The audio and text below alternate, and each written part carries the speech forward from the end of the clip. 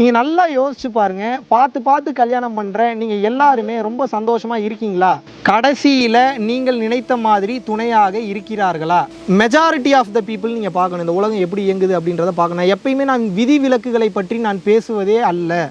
இந்த பிரபஞ்சமே உங்களுக்கு தேவையான ஆட்களையும் பொருட்களையும் அதுவே கொண்டு வந்து கொடுக்கும். கரெக்டாக கொண்டு வந்து நிப்பாட்டும். ஆனால் நீங்கள் உங்கள் மனசாட்சியை கேட்டுங்க, என்னை கன்வின்ஸ் பண்ணாதீங்க. நான் உங்களுக்கு I am just enlightening you.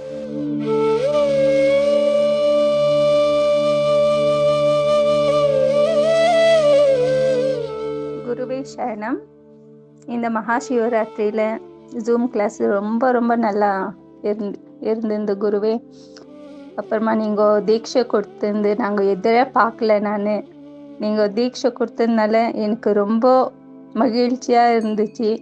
இந்த ஃபவுண்டேஷன் ரொம்ப பெரிய அளவில் வளரணும்னுட்டு அந்த கடவுளை பிரார்த்தனை செய்கிறேன். குருவே சரணம்.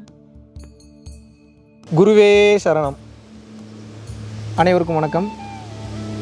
பொதுவாகவே நம்ம வாழக்கூடிய இந்த வாழ்க்கையில் ஒரு வார்த்தை நீங்கள் கேள்விப்பட்டிருப்பீங்க, காலம் போன கடைசியில் நமக்குன்னு ஒரு துணை வேணும்ப்பா. நமக்குன்னு ஒரு துணை இல்லைன்னா எப்படிப்பா? நம்மளை பார்த்துக்கிறதுக்கு கடைசியில் யாருப்பா இருக்கா? இப்படின்ற இந்த ஒரே ஒரு வார்த்தைக்காகவே பல லட்சம் பேர் வந்து பார்த்தீங்கன்னா போய் சிக்கிடுறீங்க. நான் கல்யாணம் தவறு என்று நான் சொல்லவில்லை. ஆனால் நான் என்ன சொல்ல வரேன் அப்படின்னா, இந்த துணை அப்படின்றதுக்கு பின்னாடி இருக்கக்கூடிய உண்மையை முதல்ல நீங்கள் புரிஞ்சுக்குங்க. நீங்கள் கல்யாணம் பண்ணுங்கன்னு நான் சொல்ல, பண்ணாதீங்கன்னு நான் சொல்ல, இருக்கிற உண்மையை சொல்கிறேன். இந்த முடிவை நீங்கள் எடுத்துக்கொள்ளுங்கள். நான் என்ன சொல்ல வருகிறேன் என்றால்,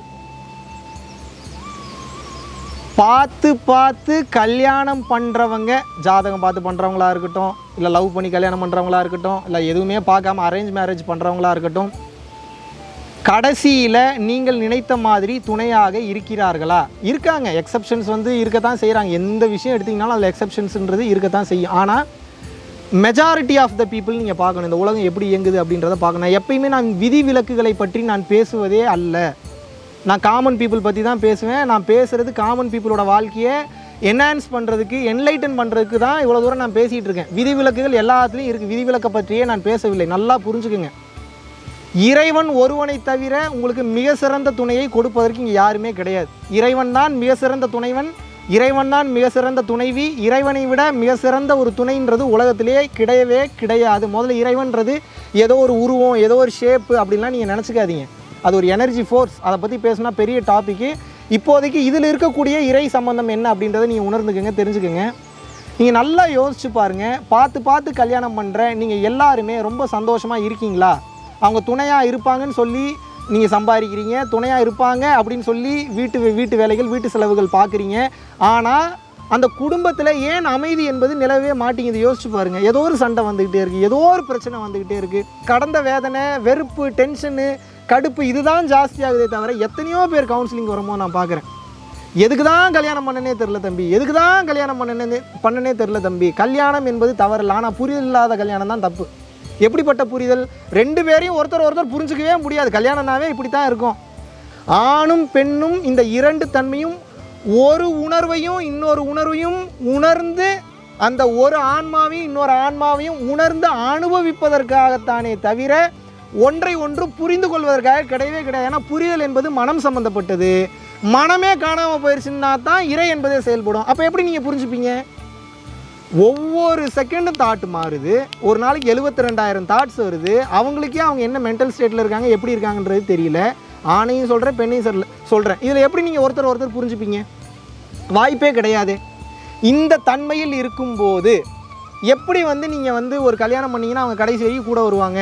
இல்லை நான் எனக்கு என்னோடய ப்ராப்பர்ட்டிக்கெலாம் ஒரு கார்டியன் மாதிரி ஒருத்தரை போடுறேன், அவர் கடைசி வரைக்கும் கூட வருவார்னு நீங்கள் நினச்சிங்க. எக்ஸப்ஷனில் கடைசி வரைக்கும் கூட வர்றவங்க விட்டுருங்க, கடைசி வரைக்கும் வருவாங்க ஒரு சில பேர். ஆனால் மேக்ஸிமம் நம்பர்ஸ் ஆஃப் பீப்புள் எப்படி முடியும் அப்படின்னா, நீங்கள் செய்த கர்ம வினைகளை பொறுத்து அவங்க உங்களுக்கு எகைன்ஸ்டாக தான் செயல்படுவார்கள். இதுவும் கருணையில் தான் முடியும். அப்போ நல்லா புரிஞ்சுக்கங்க, நல்லா தெளிவாக உணர்ந்துருங்க.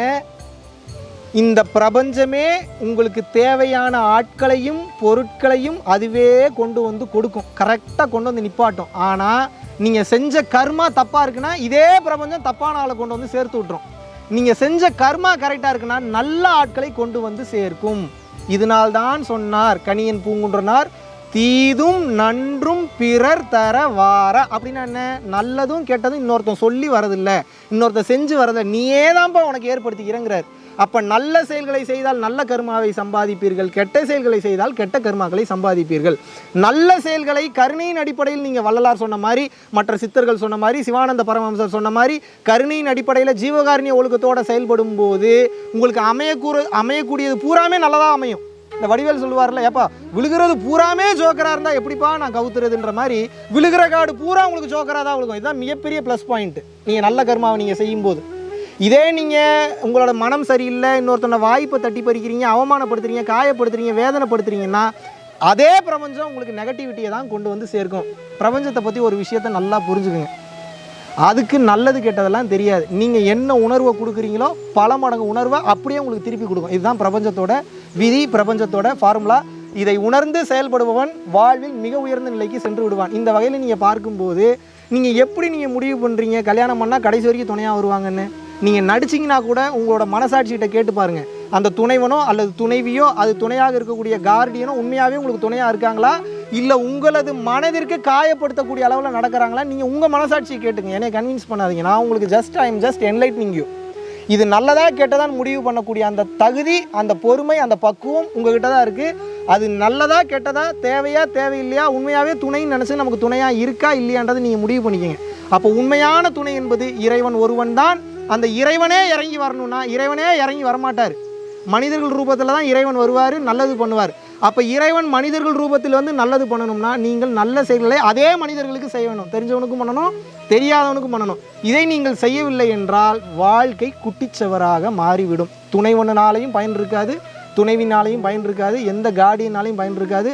10,000 கோடி சொத்து இருந்தாலும் பேசாமல் உட்காந்துருக்க வேண்டியதான், வலி வேதனையிலே இருக்க வேண்டியதான். மைண்டில் வச்சுக்கோங்க. நன்றி, வணக்கம்.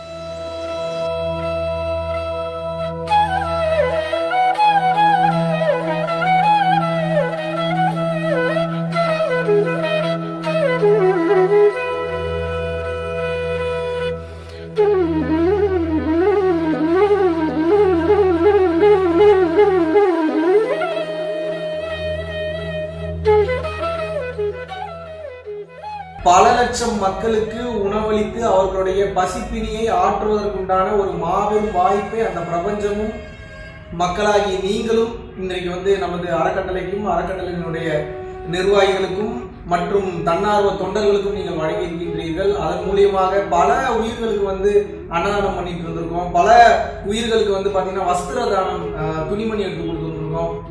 பல உயிர்களுக்கு கல்வித்தொகை கட்ட முடியாத பல நபர்களுக்கு வந்து பார்த்தீங்கன்னா கல்வித்தொகை கட்டி வச்சிருக்கோம். அதுபோக ஸ்போர்ட்ஸ் கோட்டால நல்ல லெவலில் ரீச் ஆனவங்களுக்கு ஸ்போர்ட்ஸ் கோட்டால நல்ல லெவலில் வரணும்னு சொல்லி அவங்களுக்கு ஸ்பான்சர்ஷிப் பண்ணி அடுத்தடுத்த கட்டத்துக்கு வந்து அமைச்சு வச்சிருந்திருக்கோம். ஃபுட்பாலில் நேஷனல் லெவலில் பரம்பொருள் ஃபவுண்டேஷனுக்கு நன்கொடையாக நீங்கள் அனுப்பும்போது உங்களால் எவ்வளோ முடியுமோ அவ்வளோ, இவ்வளோதான் பண்ணணும் அப்படின்ற நிர்பந்தம் கிடையாது. உங்களால் எவ்வளோ முடியுமோ அவ்வளோ நீங்கள் அனுப்பும்போது இன்னும் பல உயிர்கள் வாழ்வில் மிக சிறந்த நிலையை அடையும். அந்த புண்ணியம் நிச்சயமாக உங்களுக்கு வந்து சேரும்.